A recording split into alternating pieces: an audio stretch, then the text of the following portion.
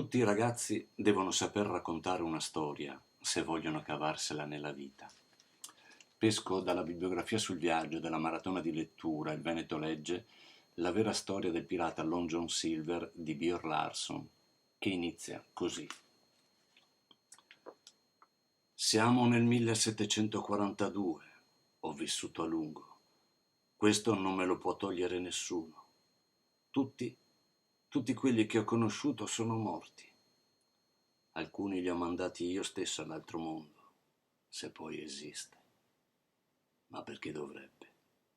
In ogni caso spero con tutta l'anima che non esista, perché all'inferno ce li ritroverei tutti.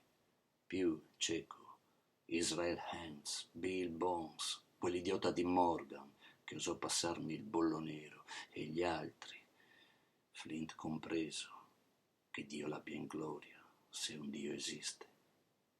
Mi accoglierebbero a braccia aperte, con salamelecchi e inchini, sostenendo che è tornato tutto come ai vecchi tempi, ma intanto il terrore irradierebbe dai loro volti come un sole ardente sul mare in bonaccia.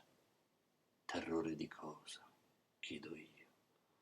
Certo all'inferno non possono aver paura della morte. Che ve ne pare? Che ve ne pare?